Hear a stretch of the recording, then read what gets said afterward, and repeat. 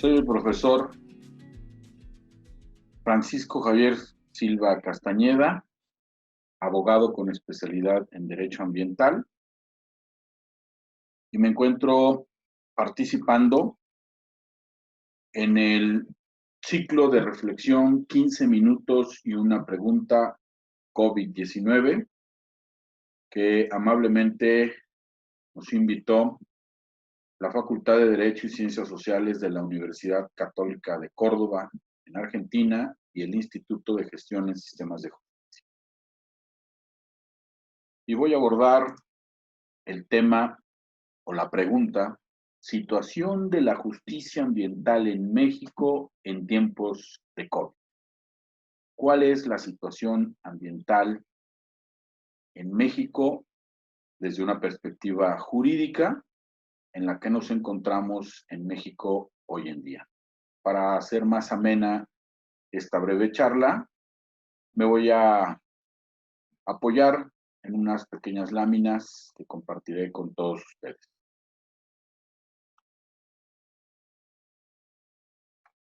Cuando hablamos del tema de la justicia ambiental en México, forzosamente tenemos que pensar en los fundamentos constitucionales. Y en México, al igual que en muchos de los países latinoamericanos, tenemos una constitución donde de manera muy clara y precisa se establece que todas las personas gozarán de los derechos humanos reconocidos tanto en la propia Constitución como en los tratados internacionales de los que México es parte.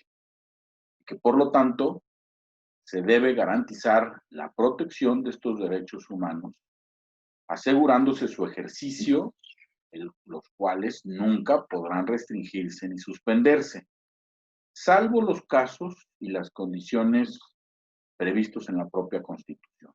Y es ahí donde entran los supuestos que nacen a partir de los actos de autoridad que el gobierno mexicano ha emprendido de manera temporal para atender o responder hacia la situación que prevalece con motivo de la pandemia o de la epidemia relacionada con el COVID-19.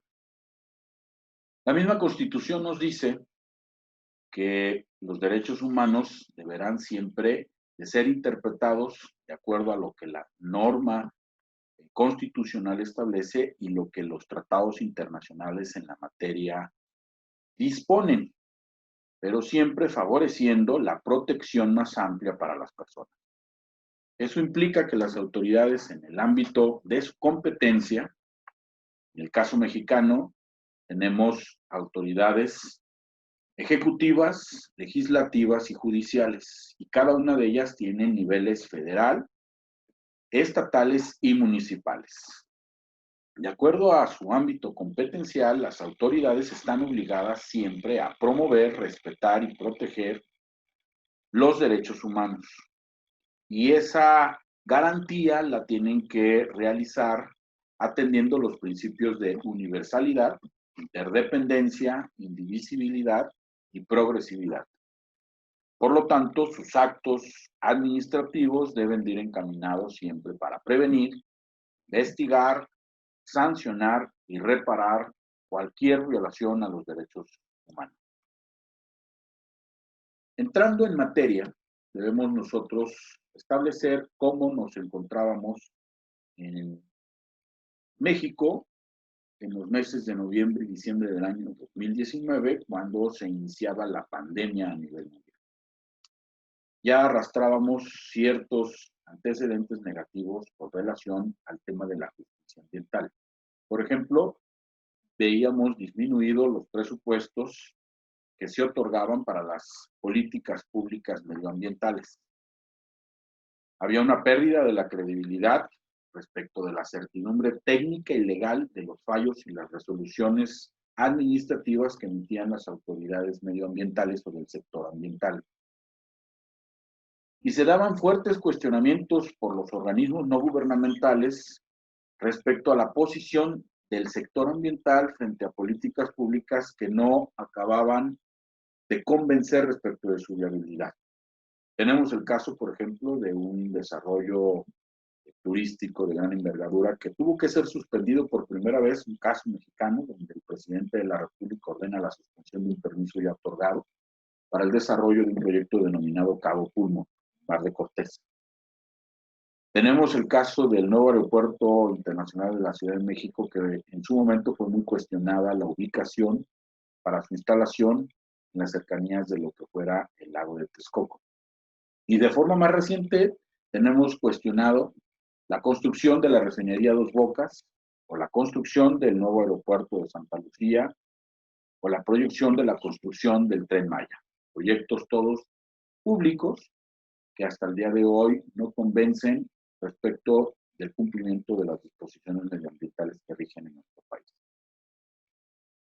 También podemos ver que desde hace años existe una muy poca capacidad para contener los problemas ambientales nacionales, o los principales problemas ambientales nacionales, como son la tala clandestina, el cambio de uso del suelo de los terrenos forestales, la cacería furtiva, el tráfico y comercio ilegal de especies, la regulación en el manejo de los residuos peligrosos, el aprovechamiento sustentable del agua subterránea y el saneamiento de las aguas residuales. Problemas que al no verse satisfechos en México, pues nos posiciona en un claro incumplimiento de los compromisos internacionales frente al cambio climático. Esos eran los antecedentes con los que estábamos nosotros recibiendo la noticia de la pandemia por COVID-19. El sector ambiental en su conjunto, tanto el sector central como sus órganos descentralizados y desconcentrados, pues se encontraban siendo cuestionados, minimizados o prácticamente nulificados, ya sea por cuestiones presupuestales, por situaciones de corrupción o de plano porque eran rebasados ante la problemática que les tocaba atender.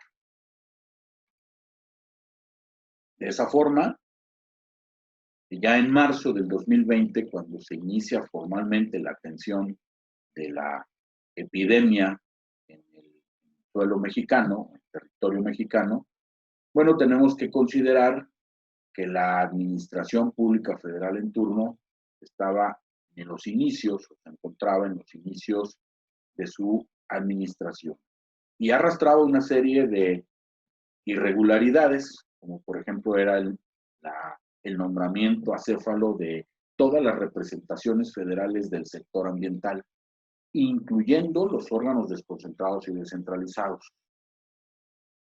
De por sí, el fin de año y el cierre de la administración anual en México son periodos en donde los procedimientos administrativos y de gestión se vuelven muy lentos, pero en materia ambiental se agudizan más por los graves problemas que el propio sector ya venía enfrentando y que repercutieron al inicio del año 2020 con un recorte presupuestal de los más severos o agresivos en este sector.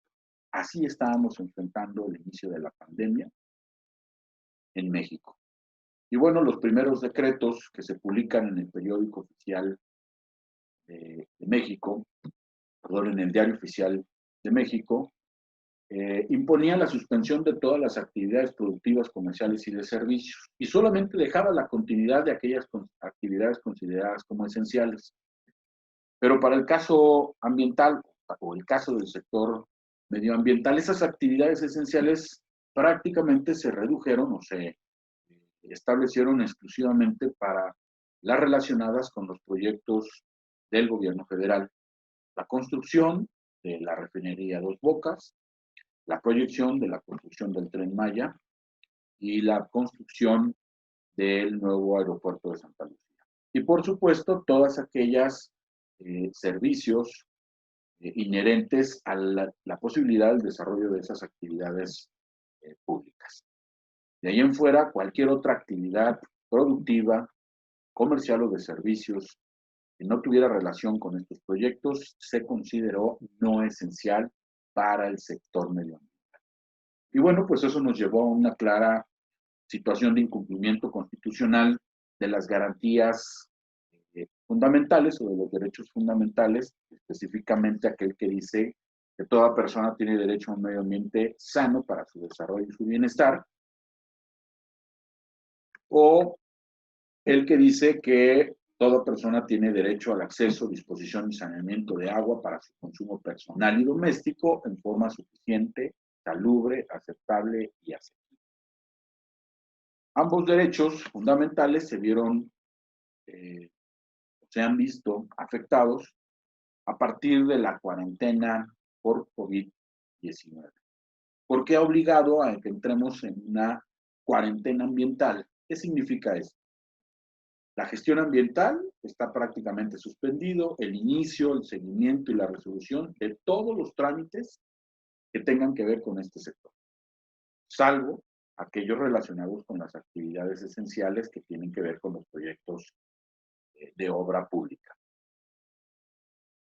Todo el esquema de la vigilancia ambiental relacionado con el cumplimiento de las obligaciones ambientales en beneficio de la sociedad y de los recursos naturales está prácticamente suspendida.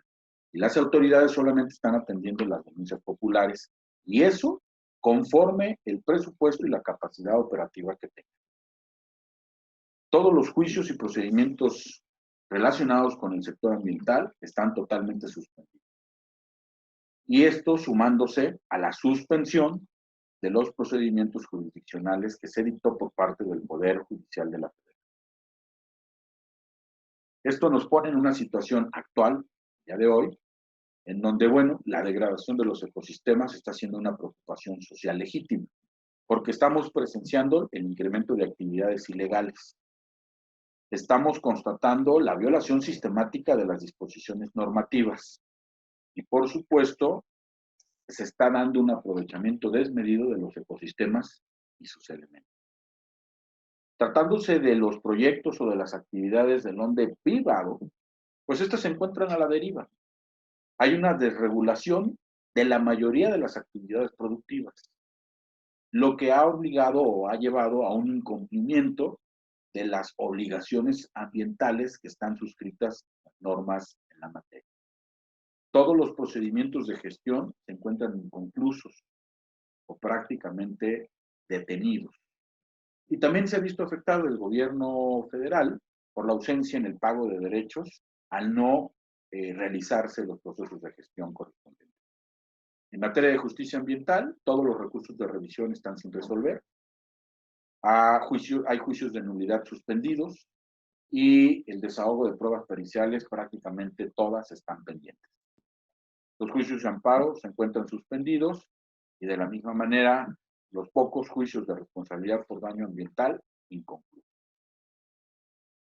En ese orden de ideas podemos decir que el COVID frente a la sustentabilidad en México va ganando la batalla y nos muestra un panorama bastante negativo.